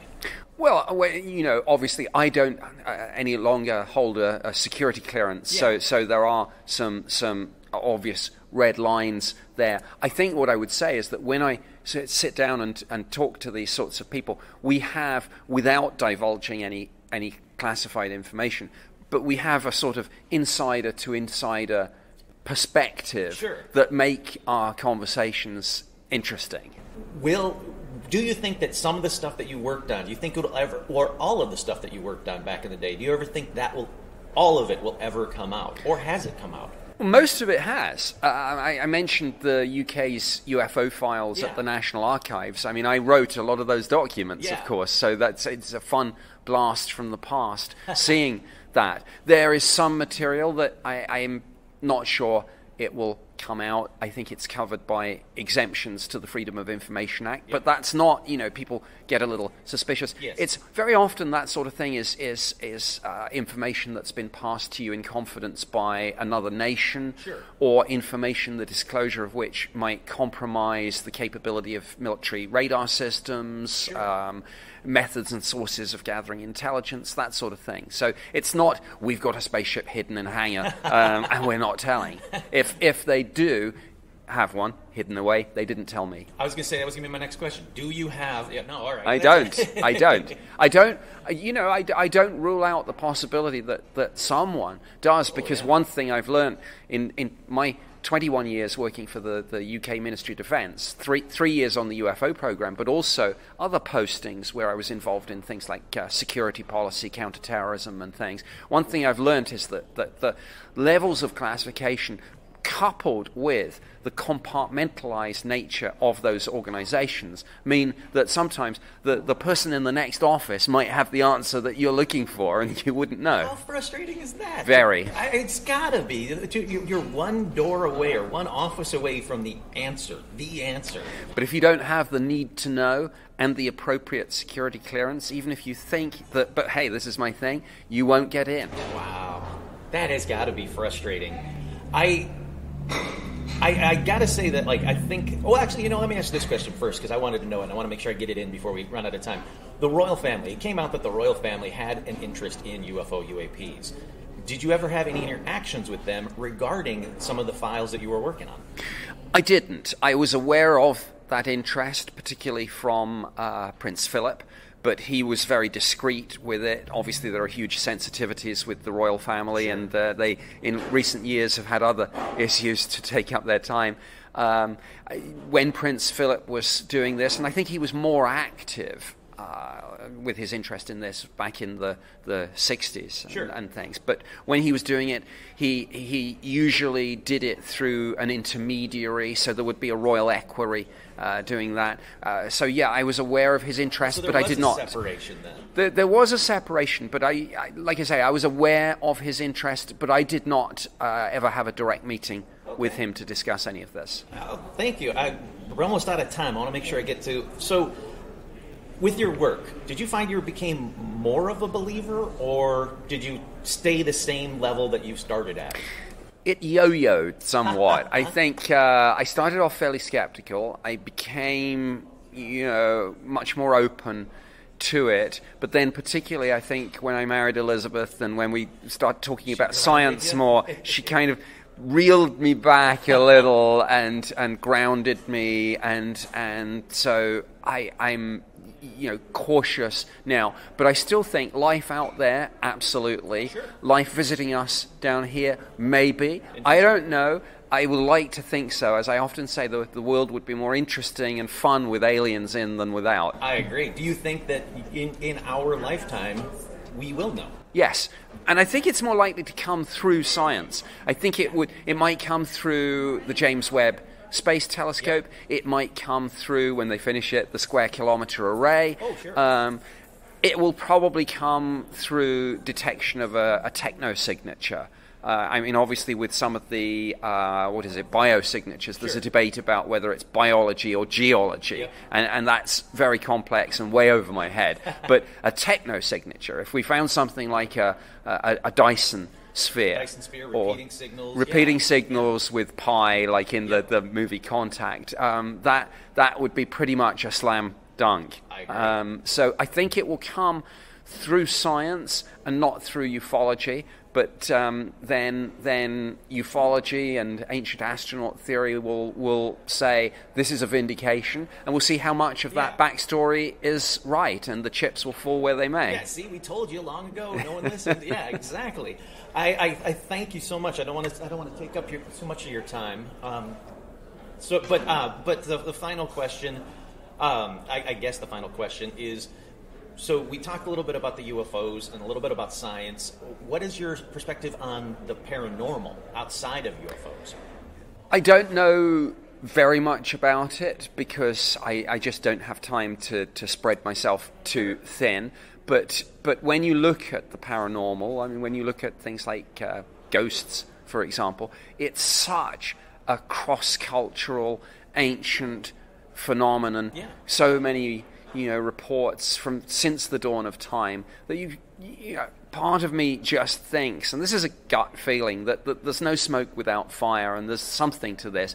I, like a lot of people, maybe who, and again, I think I'm stealing a Lou Elizondo quote. He said he didn't like the term paranormal, and one thing that I always say is it's not necessarily, say, paranormal or against, when people say you couldn't do this because it's contrary to the laws of physics. My response is contrary to the laws of physics as we currently understand them. Exactly. And of course, we're constantly pushing the boundaries of that and discovering new things. Yeah. So maybe the paranormal, some of it, will turn out to be genuine, but just following, say, known and accepted principles, but with applications that we're not yet aware of, or unknown principles which, while seeming very strange and spooky, actually do fit in somewhere with a scientific model. Yeah. Oh, 100%. Like I said, I agree that the term paranormal is got such a stigma or just a bad rap to it that it's tough to. I mean, I named my podcast Paranormal Almanac, but it even irks me as well because it immediately causes a stigma. But yeah, I completely agree. I think that like I said, science will be the key for everything. And it's just a matter of when we catch up to the correct science. Well, that's actually one of the reasons why one of the UAP provisions in the new defense bill calls for a proper integrated science plan that must run through all the UAP work being done by NASA, where you would think it would be first nature to them, of course, but also the DoD, because I think previously some government UFO programs have not been as scientific as they should be, and arguably government doesn't necessarily always do science that well anyway. That's a whole other story. That's why I think it's great that Jay Stratton brought Travis Taylor in, so that there was a chief scientist to the UAP task force, and that's why science must run through the Pentagon's All-Domain Anomaly Resolution Office and through everything else that's happening right now. Yeah, definitely. It gives that legitimacy that we needed to a topic, like I said, that's slowly getting rid of the stigma, but it's still there. Thank you so much for chatting with me. I knew it was going to be an enjoyable topic, and even better than I was hoping. So I can't thank you enough for this. Thank you so much. Thanks. I've enjoyed the conversation. See what I mean? This guy, again, energetic, laser-focused, knew what he was talking about. Just a delight to listen to, and what a fantastic conversation. Yes, I only got 10 to 12 minutes with each of the people I got to interview. Would I have liked 30 minutes? Of course I would, but they are very, very busy. It was AlienCon. They had multiple panels. They had their own booths. They're getting photo opportunities with them, autograph opportunities with them. So there was a lot of that. For them to take out the time to talk with me was absolutely incredible. And then my final interview for the day was with a man that I've actually talked to before, and he's on a previous episode, Dr. Travis Taylor. If you don't know him, just watch Skinwalker Ranch show, because, man, you will know who I'm talking about. If you watch the Skinwalker Ranch, sorry, hold on one second. I'm trying to do a billion things at once. I want to get his little blurb. So if you watch The Secret of Skinwalker Ranch, you'll know him right away. Even if you were blind, you'd know him. He is a gentleman that has a Southern twang. He's a Southern gentleman. He is an astrophysicist. He is an engineer. He's a best-selling author, holds PhDs in optical science and engineering, aerospace system engineering, master's degrees in physics and astronomy. For the past 25 years, he has worked on various high-tech programs from the Department of Defense and NASA. He's worked with Jay Stratton. He is the newest member of The Secret of Skinwalker Ranch, and he is the one that does all the crazy cool experiments. It was an absolute pleasure to talk with him again. Just enjoy. You know what? He doesn't need more of an introduction than that. It was a phenomenal interview. Thank you, sir. Thank you for talking with me. Again, if I ever get the chance, I'd love to talk to you a full episode, because I could listen to you all day, sir. Thank you so much. Enjoy this interview with Dr. Travis Taylor. But thank you so much. The one thing that I liked in our last talk, even though my podcast is called Paranormal Almanac, is that you and I have I have a disdain for the word paranormal. Absolutely. There we go. Absolutely. Yeah. So what's it like to work on stuff that a lot of people term as paranormal and try to prove the scientific sides of it? Well, so what I like to do is realize where there needs to be cultural shifts. If it's inside this universe, it's supposed to be here, so it's normal. Yeah. Paranormal means it's something from outside the universe. Well, or does that even mean it's something from outside the multiverse?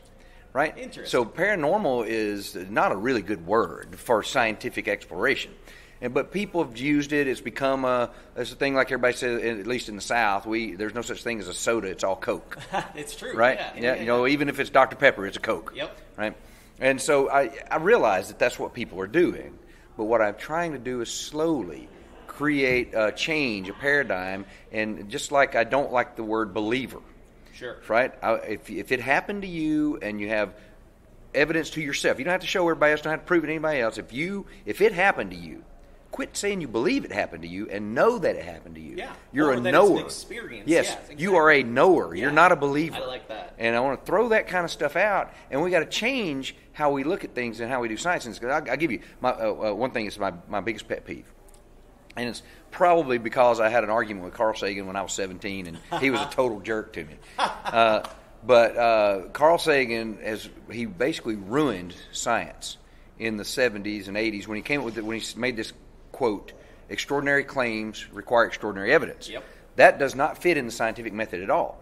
Because if you listen to what he's saying, if you're going to make a claim, and I don't like what your claim is, you better have extraordinary evidence. I'm only going to look at the extraordinary evidence. Scientific method says you look at all the data, all the evidence, everything. Yeah.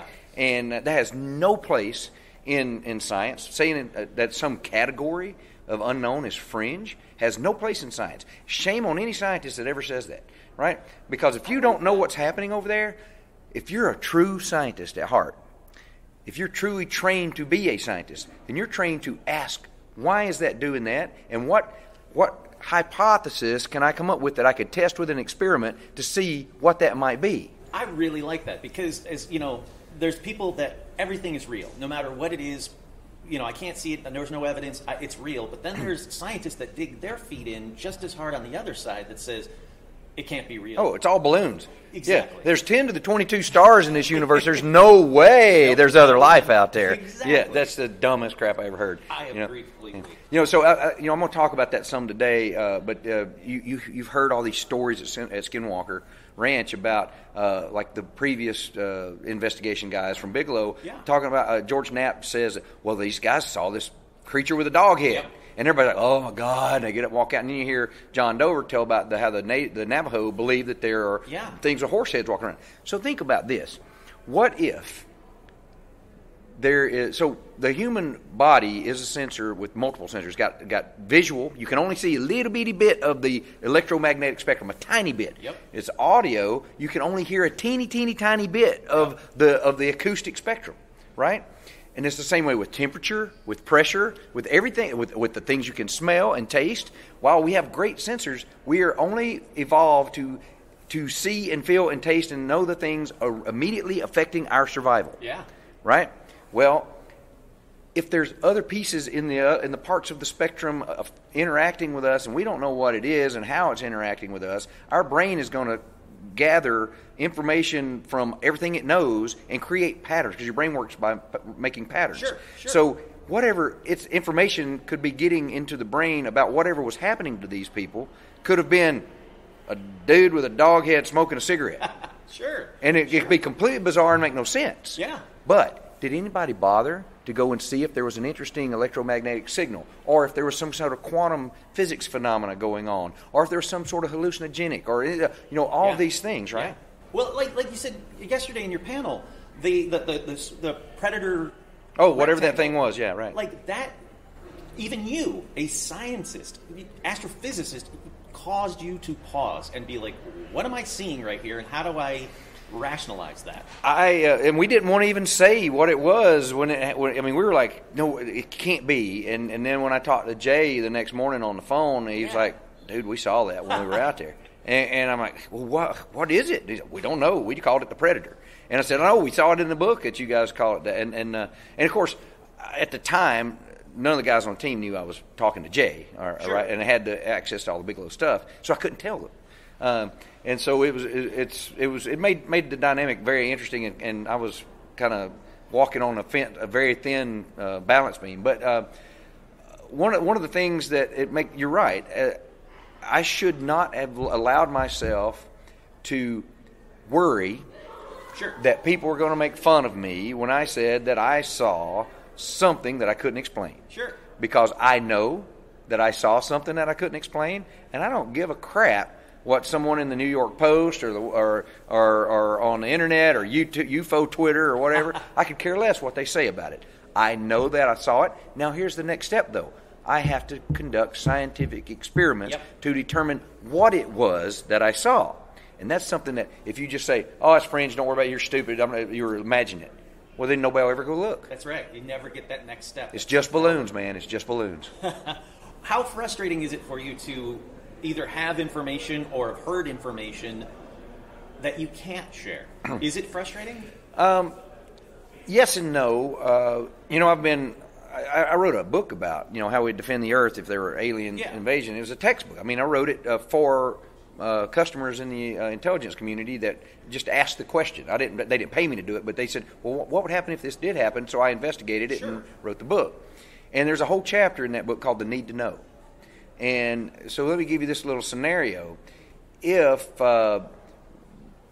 we find or shoot down or capture a UFO, and we're trying to reverse engineer that thing, if we discovered its energy source, for example, we would become certainly the super economy with the global energy, right? Yeah. And but if you released it to the public, everybody on the planet would know it, even bad actors. Okay, so you have to think about it from that perspective. But if it's a pending invasion, even if it's an invasion we don't even understand, it could be economic, religious, biological, or full-on sci-fi, ray gun attack. But we don't want them to know that we have some of their technology and are trying to understand the holes and the weak links in the armor, right? And so my favorite quote from my favorite science fiction author, Robert Heinlein, is, "A secret weapon must be just that, a secret." And so I know you want to know, right? I want to know. Sure. But do you have the need to? Are you the person that should be working on that project? But here's the thing that we do need, that we don't have and haven't had, is we need, at least the way the American Constitution is set up, that there must be people chosen by the people who have oversight of what these people behind the doors are doing. With our best interest. With our best interest, yes. Yeah. And so that's why we need the whistleblower clause. There needs to be a congressional oversight committee. But here's the thing. This new move that was made recently where they put Arrow under the National Security Advisor, puts it in the executive branch and gives them executive privilege, and they will be able to tell Congress to go, jump in a lake. Yeah, exactly. And so it removed congressional oversight. I think every American that's interested in this topic, and every American, should be concerned about that. I agree. Completely agree. I don't think that it was in our best interests. And I don't think that the Americans understand what happened to us right there. Oh, I agree. This was a chess game. I don't believe in conspiracies, but I also don't believe in coincidences. Exactly. Right? Exactly. Well, final question. I know you can't spoil anything. It was very apparent on the panel not to spoil anything. You don't have to tell me what it was, but was there something that shocked you that's coming up for everybody that we can see?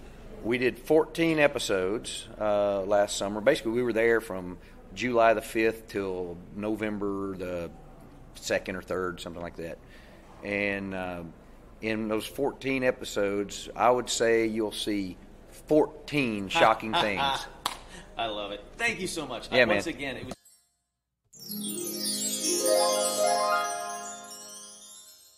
There you have it. See what I mean? He is a delight to talk to. All of them were. Nick Pope, again, a man I've wanted to speak with forever. Thomas Winterton and Dr. Travis Taylor, all three of them, an absolute delight to have this quick conversations with. For only having like 10 minutes, I personally think that I got a great conversation with them. I got to have a great conversation with them. I hope you guys enjoyed it as much as I liked having the conversation with them. It's absolutely incredible. It was an incredible experience. Alien Con, can't thank them enough. Even if you don't go there doing the press thing like I did, if you just go there just to go there and see the panels, you know, you pay and buy a ticket for it, you are going to get a damn good experience. It's a long day of multiple panels that you get to pick and choose from. You get to meet the people that are doing these TV shows about these amazing topics. They're very open and very accommodating. I watched people like meet and talk with Giorgio Tsoukalos, and it wasn't just like he just wrote his name and then next. No, he spent time and talked with everybody. It was an absolute delight to watch him meet his fans, and they were so excited to meet him. There was a girl there that was dressed like an alien that she was really excited to meet him, and her boyfriend, I'm assuming made her boyfriend dress like Giorgio Tsoukalos. So you can only imagine what goes on there. I'm not even going to get into it, but you know what? They had a blast. I had a blast. Deb, everyone that works for Alien Con, I cannot thank you enough. I can't wait for the next year. Next year's, it only gets better every time I go. It gets better and better and better. Next year, I cannot wait to take you along and show you everything that is Alien Con. It's a fantastic day, couple of days. I never once was like, I'm bored or I want to go home. Now, the whole time I was like, man, it's already 2 o'clock. Man, it's already 3 o'clock. Man, it's already 4 o'clock. I'm burning through the day just enjoying these panels and walking around and talking to these people and seeing having these neat experiences. So I hope you guys like this one. That is, in a nutshell, Alien Con. And if you said, well, Alien Con's all done and over, Kurt, well, that is true. But why don't you come hang out with me? Friday, March 31st and April 1st. April 1st, I'm going to be there all day at the Hyatt Regency Valencia for Parapod Festival. Go to parapodfestival.com. They are not paying me to say this. This is not an paid ad. This is for my own volition. I want to talk to you guys about this 2-day festival celebrating all things paranormal. And for some strange reason, I was nominated for a Parapod Award, and I cannot wait for that night. If you have, like I say, if you have the means to do it, this is the place to come and hang out with me. Please come hang out with me. I think it would be a blast to hang out with some paramaniacs. We'll go get a drink. We'll see some panels. We'll go walk around. Just enjoy being there. I think it'll be a blast. And I already know one paramaniac I'm going to see, so hopefully I'll see some more. Yeah, I think it'll be a blast. Once again, I hope you guys like this episode. If you get a chance, if there's an Alien Con, come into your area, because they're not just in California. There's a Dallas one. They're everywhere. If you get a chance, I'm not being paid to say it. I honestly think it is well worth your money to pay and go to Alien Con, because you don't have to pay a ton of money. You don't have to be like in the front row to enjoy the panels. And they had question and answer panels. They had a lot of neat stuff there. So I highly recommend Alien Con if you can do it. Once again, I'm your host, Kurt Sandvik, and this has been another edition of Paranormal Almanac, nominated for a Parapod Award.